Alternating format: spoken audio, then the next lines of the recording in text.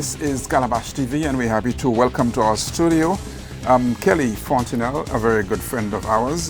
We have known Kelly for quite a while, doing quite amazing work in tourism. Kelly, how are you doing? I'm doing fantastic. Thank you. Thank you for inviting me on Calabash TV. I'm very honored to be here today. Right, Kelly, and we'll talk a little bit about what you do because we know there was COVID and then everything went down for a while, especially in the tourism area. But somehow or the other, you kept the flames and the flags flying in spite of what was happening. But you were not just, in fact, keeping it flying, but you're also innovating and doing so many different creative things and mobilizing people across the region. And thanks to you, we spoke with Natalie John earlier this week, speaking about weddings and so on. But Kelly, talk to us a little bit about Kelly Fontenelle Marketing and Consultancy. What exactly is that? Okay, this is my boutique marketing agency.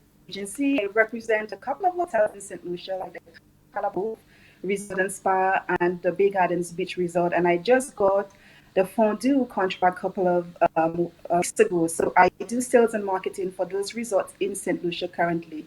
However, I have a second organization called Travel Advisors Selling the Caribbean. And this is what basically kept me and travel and tourism alive during the COVID era. Now, we'll certainly want to speak with you quite a bit. Like I said, we'll have a regular conversation with you because tourism is a key part of our economic development, and especially now that there's a new reality. Obviously, we want to get a sense of what is happening in the industry. But so we will talk a little bit about, and I'm happy that you represent Fordo. It's a pretty nice, highly recommended property in St. Lucia as Yes. well. I was there recently, so we can attest to that. So travel advisors selling the Caribbean. You've been pretty active. We've been getting your press releases almost weekly. We know you've been very, very busy doing things. Give us an idea, what exactly has it been doing and what is it that you're planning to do over the next, for the rest of the year? Well, the group actually started, it started as a group on Facebook, a private group for travel advisors selling the Caribbean. I found that there wasn't a one-stop area for travel agents or advisors that sells the Caribbean to get information as they need it. So I started the group last year, right before I think it was Dorian. And I think I had like about 10 people, then it became 100. And when Dorian happened, I was just providing information about where Dorian is going, what destination Dorian will be hitting, just to get the advisors a little updated because there wasn't one place where they could get the information. And I realized that just doing that, the group was recommended highly. We continued growing, and then COVID hit.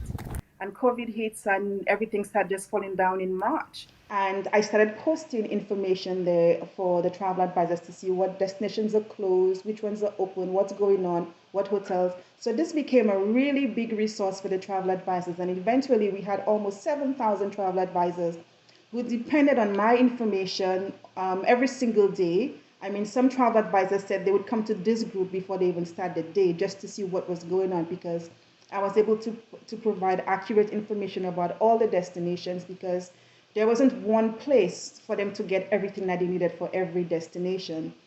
And during COVID, I mean, there were lots of cancellations, lots of kind of vacation cancellations, lots of really all the travel advisors were just losing a lots and lots of commission. They were not sure what was going on. So I tried to keep on motivating them, letting them know the Caribbean is still alive. We're just trying to get everybody safe to reopen again. And they began to just lean on me for information. And I said, the next thing that we could do is to keep the Caribbean alive.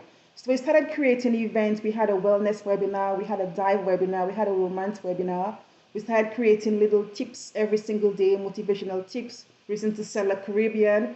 In June, we had Caribbean Heritage Month, where we were able to highlight a destination each day from June 1st until June 30th, just to encourage the travel advisors to keep themselves updated with all of the destination and how they can sell a destination differently. So that was a hit.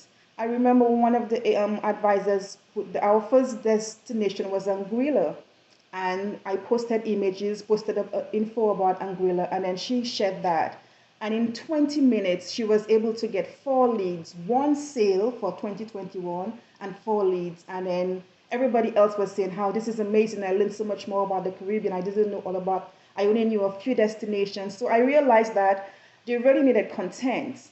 They needed content in an unbiased location, and the group was providing that for them. So it gave me the opportunity to continue. So we started to create press releases about everything that we were having, and the media was picking it up. I mean, Travel Pulse picked it up, Travel Weekly picked it up, Travel Agent. So we realized that we were doing a good thing. So every single month, we webinar, something educational for the travel advisors, something that a different way in them in letting them know how to sell the Caribbean, either by in culture, in history, but not all the traditional, sea, sand, and sand. We try to let them know how else they can sell the Caribbean. So we in the group we have lots of travel advisors. We also have destinations and we also have hotels. But this is a good place for destinations, hotels, to create an environment to let the travel advisors know what's available, what's going on, how to sell the destination better. It's more like a sales tools for travel advisors selling the Caribbean.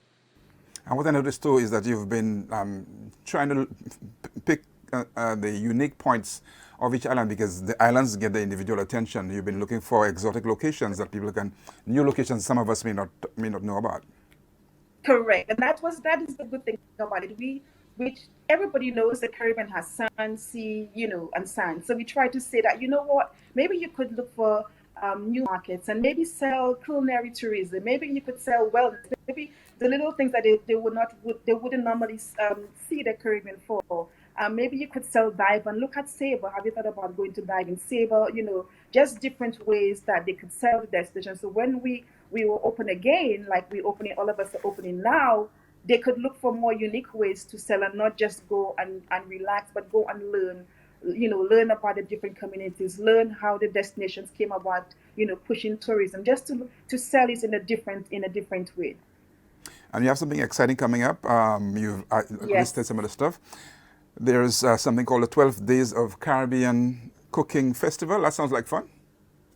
It's a lot of fun. Again, in June, we tried to highlight the Caribbean chefs. Caribbean Heritage Month, and we felt that we couldn't let that pass without highlighting culinary Caribbean, the chefs in the destination. So we had an opening for webinar. We were very happy. We had Nina Compton to be there with us, and we had some other really great chefs for a culinary webinar, and we had a whole week of different destinations highlighting the cooking we do everything via Zoom, virtual technology.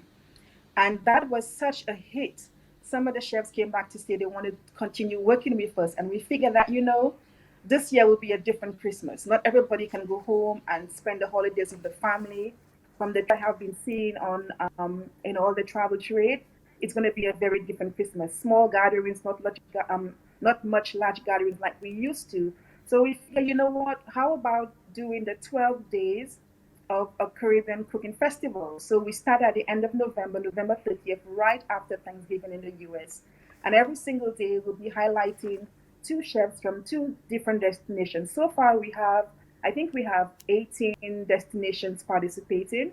And we have chefs from St. Lucia, Anguilla, Dominica, Grenada, Martinique, Guadeloupe, I mean, Jamaica, Trinidad and Tobago. So we have about 18 different islands participating. So every single day, we'll be highlighting the chefs and letting them show the audience what is unique about Christmas in the Caribbean and what is unique about their particular destination. What is the one meal that you have to have when you go to this island over the holidays, and what is the drink that must go with that that destination as well. So it's just a way to highlight the Caribbean during the holidays, so that those who do not travel this time will find a reason to travel next time. And we also wanted to highlight chefs that are in the Caribbean. So when the travel advisors or the consumers themselves visit, they'll want to go to those restaurants in the destination. Because when we did it in June, we realized that we used a lot of American Caribbean chefs, and everybody was asking, where can I visit your restaurant? What destinations are you in? And we figured that we should highlight chefs in the Caribbean. We know that they have been hit really hard, closed for months upon months.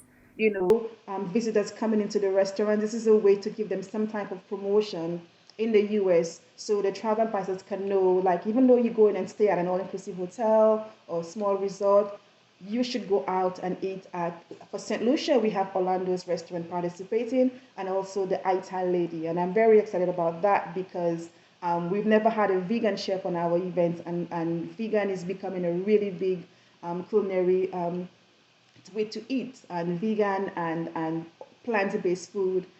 And so we are quite excited about that. So I'm very happy. We at TASC, it's a group, it's the three of us who come together, Natalie, John, Reed, Whitlock, and myself, who started the group about a year ago. And we're very happy so for where we've come from and where we are right now in really promoting the Caribbean. It's quite an amazing journey that you've had in such a short space of time. And you mentioned about 7,000 members. That's quite a massive achievement as well.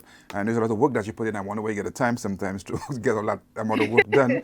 But I know you're a workaholic. You get things done. So Thank you. I'm sure, like I said, we'll have an ongoing conversation with you because we want to get a sense of what is happening, especially with the groundbreaking work that you're doing. So it's a virtual culinary adventure, which is starting from the 30th of November. 12 days of Caribbean Cooking Festival. It'll be a treat, not just for the persons participating, but I suppose your audience as well, because persons who may not get a chance to go home can still get to experience the food from back home by just looking at the series and engaging the chefs from the different islands as well. So it's quite an amazing initiative. Kelly, we're really happy you gave us the time, and like I said, we'll have an ongoing conversation with you. So just again, remind us of the dates for the 12 Days of Caribbean Cooking Festival. Yes, the 12 Days of Caribbean Cooking Festival begins November 30th, right after Thanksgiving in the US.